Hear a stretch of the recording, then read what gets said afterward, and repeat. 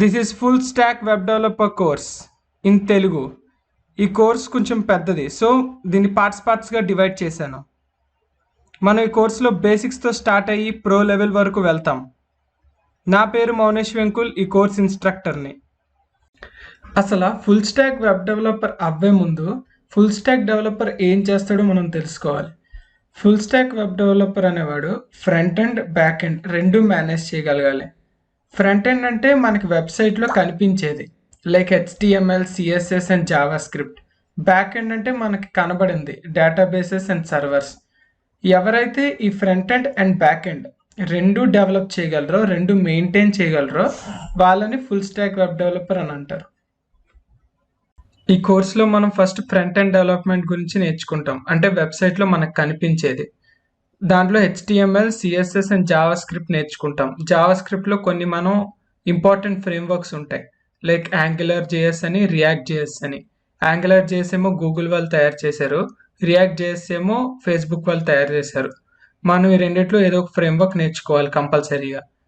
తర్వాత బ్యాక్ ఎండ్లో మనం డేటాబేసెస్ అండ్ సర్వర్స్ గురించి చూస్తాం. డేటాబేసెస్లో మనం MySQL కానీ, MongoDB కానీ, PostgreSQL కానీ నేర్చుకుంటాం. సర్వర్ సైడ్ వచ్చి Node.js కానీ, Express.js కానీ రెండు ఉంటాయి, రెండిట్లో ఏదో ఒకటి. సో మనం ఈ ఫ్రంట్ ఎండ్తో స్టార్ట్ చేసి బ్యాక్ ఎండ్కి వెళ్ళి కంప్లీట్గా front end and back end నేర్చుకొని లాస్ట్ని ఒక ప్రాజెక్ట్ కూడా తయారు చేద్దాం. అసలు బ్రౌజర్ నుంచి ఒక వెబ్సైట్కి మనం ఎలా యాక్సెస్ చేయగలుగుతున్నాం అంటే, బ్రౌజర్లో గూగుల్ అని కొట్టగానే గూగుల్ తాలూకు ఫైల్స్ మన బ్రౌజర్లోకి ఎలా వస్తున్నాయో చెప్తాను.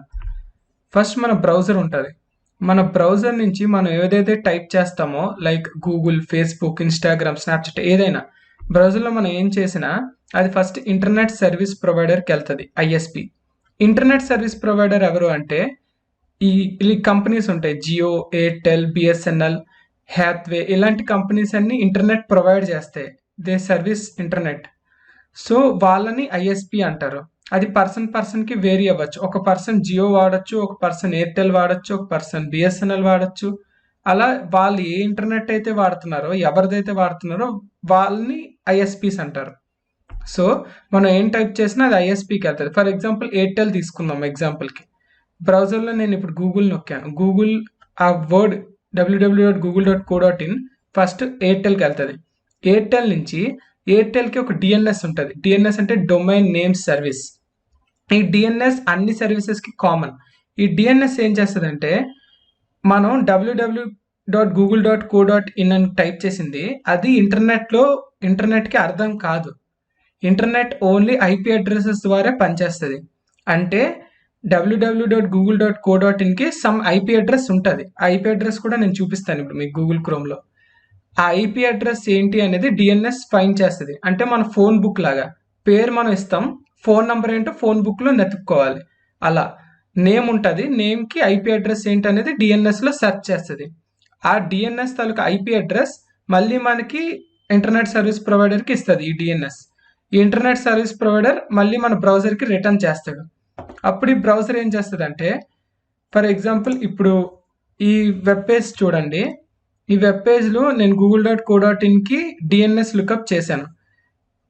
గూగుల్కి ఇది IP అడ్రస్ 172.217.7.227. ఇప్పుడు నేను ఇది డైరెక్ట్గా కాపీ చేసి బ్రౌజర్కి వెళ్ళి డైరెక్ట్గా ఇలా పేస్ట్ చేస్తే, నేను చూడండి గూగుల్ అని ఎక్కడ కొట్టట్లేదు, జస్ట్ IP అడ్రస్ ఇచ్చాను. ఎంటర్ కొట్టగానే నాకు గూగుల్ ఓపెన్ అవుతుంది. అంటే గూగుల్ తాలూకా ఒరిజినల్ IP అడ్రస్ ఇది. గూగుల్ తాలూకా మన భాషలో చెప్పాలంటే పర్సన్ తాలూకా ఫోన్ నెంబర్ ఇది. అతన్ని కాంటాక్ట్ అవ్వాలంటే ఇది వాళ్ళ డైరెక్ట్ నంబర్. సో ఇప్పుడు నేను డైరెక్ట్గా ఈ నంబర్ ఇచ్చాను కాబట్టి, డైరెక్ట్గా నేను ఈ IP అడ్రస్ ఇచ్చేస్తున్నాను కాబట్టి ఇంకా ఈ ISP DNSకి వెళ్ళాల్సిన అవసరం లేదు. బ్రౌజర్ ISPకి వెళ్తుంది. ISPకి నేను ఇచ్చిందే డైరెక్ట్ నంబర్. సో ISP వెంటనే నాకు బ్రౌజర్కి రిటర్న్ బ్యాక్ చేస్తుంది. సో నేమ్ ఇవ్వడం కంటే IP అడ్రస్ ఇవ్వడం చాలా ఫాస్ట్గా ఉంటుంది. కానీ మనం అన్ని IP అడ్రస్లు గుర్తుపెట్టుకోలేం, అందుకే నేమ్స్ వాడతాం. అప్పుడు ఈ IP అడ్రస్ ఎప్పుడైతే బ్రౌజర్కి వస్తుందో, ఈ IP అడ్రస్ ఉపయోగించుకొని దాని ఒరిజినల్ సర్వర్కి వెళ్తుంది. అంటే ఒరిజినల్ గూగుల్ సర్వర్, ఎక్కడైతే గూగుల్ సర్వర్ లొకేట్ అయి ఉంటుందో అక్కడికి వెళ్తుంది. అక్కడికి వెళ్ళి మన బ్రౌజర్ రిక్వెస్ట్ చేస్తుంది వాటి ఫైల్స్ని. అప్పుడు ఆ సర్వర్ వాళ్ళ సర్వర్ నుంచి HTML, CSS, జావా స్క్రిప్ట్ ఈ 3 ఫైల్స్ని మన బ్రౌజర్కి పంపిస్తుంది, రివర్ట్ బ్యాక్ చేస్తుంది. అప్పుడు మన బ్రౌజర్ ఈ HTML, CSS, జావా స్క్రిప్ట్ని డీకోడ్ చేసి మనకి కంప్లీట్ ఒక వెబ్ పేజ్లో చూపిస్తుంది. మీరు ఇప్పుడు ఈ వెబ్ పేజ్లోనే ఇన్స్పెక్ట్ కొడితే మీకు ఇక్కడ HTML, CSS, జావా స్క్రిప్ట్ అన్ని కలిసి ఉన్న ఒక ఫైల్ వస్తుంది. ఇదంతా HTML, గూగుల్ సర్వర్ నుంచి మన సిస్టమ్కి వచ్చిన HTML ఇదంతా. ఇది CSS, జావా స్క్రిప్ట్ కూడా దీంట్లోనే ఎన్కోడ్ అయి ఉంటుంది. సో ఈ విధంగా మన బ్రౌజర్ ఒక వెబ్ పేజ్తో మాట్లాడి ISP, DNS ద్వారా వాటి సర్వర్ నుంచి ఫైల్స్ తీసుకుంటాయి.